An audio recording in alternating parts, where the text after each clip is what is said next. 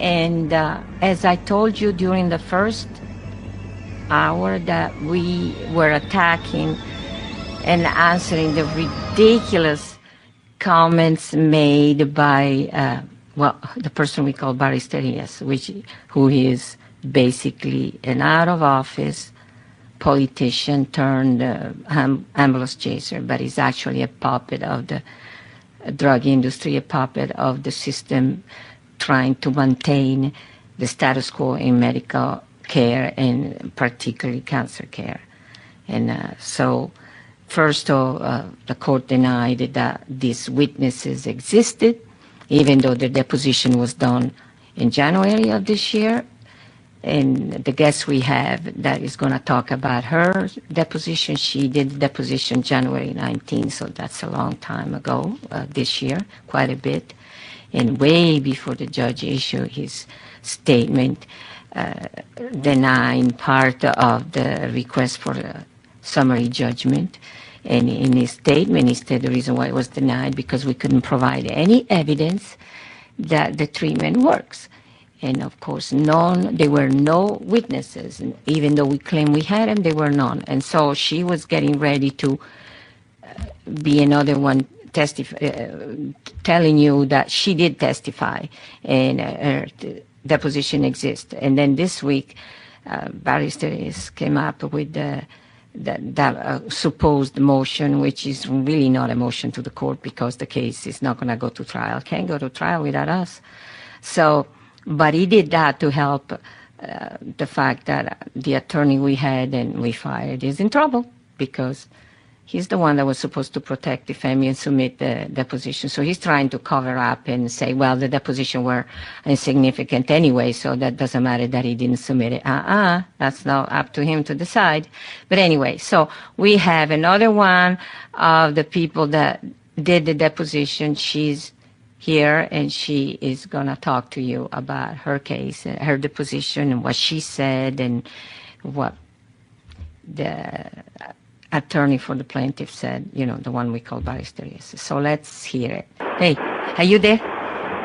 Yes, I am here. Can you hear me? I'm sorry I'm not at home yet, but I had to take care of my mother at a nursing home today, and it took longer than I expected. So I'm on the road, and I'm going to pull over if you can't hear me very well. But it is very hot here in Texas, and my vehicle it's a new vehicle, but it's not here. It was he died. Is it safe? Are you driving? Is it safe for you to drive while you're driving? Oh, well, I'm out at the turnpike. I'm almost off that side, but I'm going to pull over. Okay, go ahead, pull over. I don't want you to have anything happening to you. Right. Okay. Okay, go ahead, pull over. Okay. Yes, I did. I pulled over. Okay, so you're set. Well, you want to tell us when you had the deposition, what happened? Because he's claiming that your deposition, yes, it exists, but it's not valid because you were never diagnosed with cancer. Antonella, the deposition date that I had was the date that you scheduled. You had your lawyer scheduled me for it. And it was some company here in Austin. And I apparently I don't know if I was the only one, but they may have been doing other ones for other cases. But you'll have to refresh my memory on the date because I didn't keep the record of it. I have. But what date was that? It was January 19. January 19. Oh yeah. That's right. It was this year. That's right. Well, anyway, I went as you scheduled, or your attorney called me, or his office did, and told me to go, and I went. Now, when they question you, it's almost like you're in a court case, the courtroom. And if anyone has watched programs, court cases, when people try to speak and expound on an answer, they won't let you. It's either yes or no. And that's where they get their cases driven in the direction they want it to go. And that's what happened to me. They asked me if I had been diagnosed. And I said yes, but if you're going to say, can you find it on the record, I don't know, because the doctors said that when they did the biopsy on me, and I was very ill, very ill. I was swollen like beyond belief. My thyroid, the thyroid controls many different things in your body, and I had orthopedic surgeons for the specialist for the feet. Were having me wear braces for my feet. They said I needed surgery. I had braces for my hands. They said I had carpal tunnel syndrome. I had all kinds of problems. When I went to a top-notch thyroid doctor here in town named Cynthia, she told me herself. Now, I don't know if she wrote that in my chart, but she said, you have an 80% chance of having thyroiditis, 20% chance of it being cancer, 100% chance that it's both because cancer can cause thyroiditis. I mean, when you have cancer of your thyroid and your thyroid controls a lot of things, guess what? If people want to go look it up on the internet, you can see. You know, some diseases will cause other diseases to right. Come out, and that's what she was trying to tell me.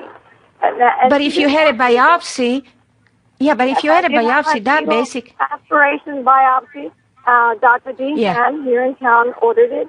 And as a matter of fact, he himself, when I came back after doing my treatment from you, after I had gone to 3 thyroid doctors, I went to 3 of them because I made Dr. Spooky angry with me because she told me not to go have this treatment with you because she said, oh, I've gone to universities, and I know that treatment will just burn all your body all over it'll just burn everything. It'll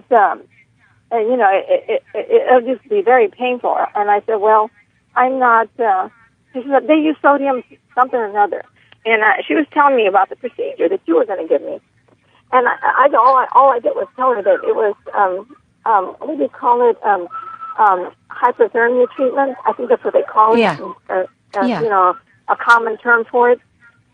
But whole body hyperthermia? You have a patent solution where the solution goes into the calcified tumor that's cancerous. Yeah. Because as the tumor kills the tissue, it becomes like stone, the thyroid. It's just like the liver getting cirrhosis of the liver.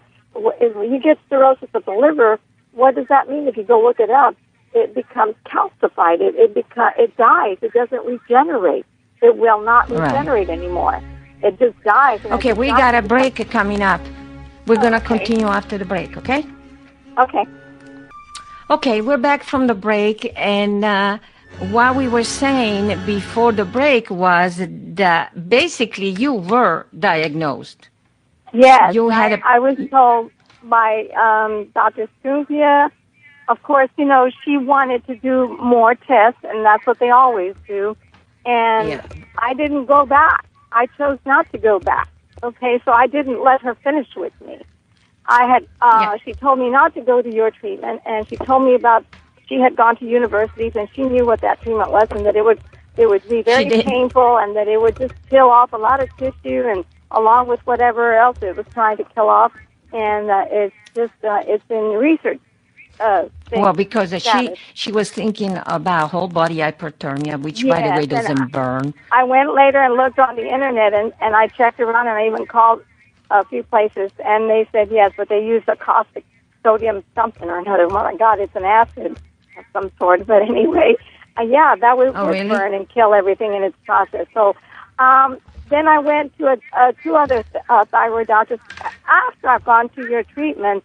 And I have to tell everybody, in case they don't know, my husband had cancer too. A lot of us got cancer in the area where we live. Even my little pets did. The only common thing we all had in common was we drank the same water. So later on, an environmental police person here in town that I don't want to mention her name told her mother to tell me. Well, heck, I'll give her name. What the heck? Her name doesn't matter. Now, her name is Martha Hale, and that's the mother, and the daughter is Carol Pease. And Carol works in enforcing violations from companies that are polluting our environment. And she told her mother to tell me, don't drink the water unless it's filtered because it's very caustic. It's very bad. It's got a lot of stuff. It's not good for you. And so I believe this, but I didn't hear about that until after the fact. My husband, by the way, chose to do traditional treatment, and he died. And he himself had said, if you ever get cancer and you go for the treatment, you have to hope that the treatment kills the cancer before it kills you, because you're poisoning your entire body. And my husband was a PhD from the University of Texas. I mean, he didn't graduate from there. He was a research scientist there.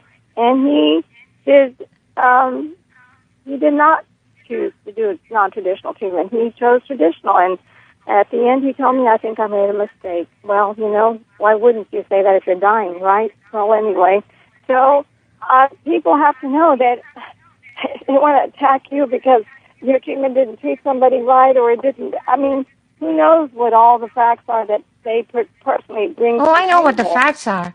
The facts are. The accusation about people not being fine is because after my treatment, they did not believe that it worked and went and got additional treatment, which killed them.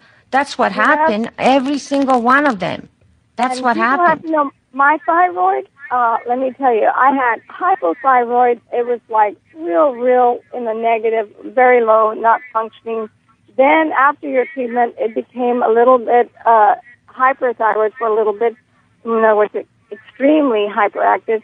But then it dropped off and it became normal. It finally got normal. Or wait a minute, I think it was hypo first, and then I went hyper. No, I think it was hyper before your treatment, and then I had your treatment, and I don't know, my thyroid was not functioning right. They did the blood work. It's in my report, and when I went to you, I think it was hypo again.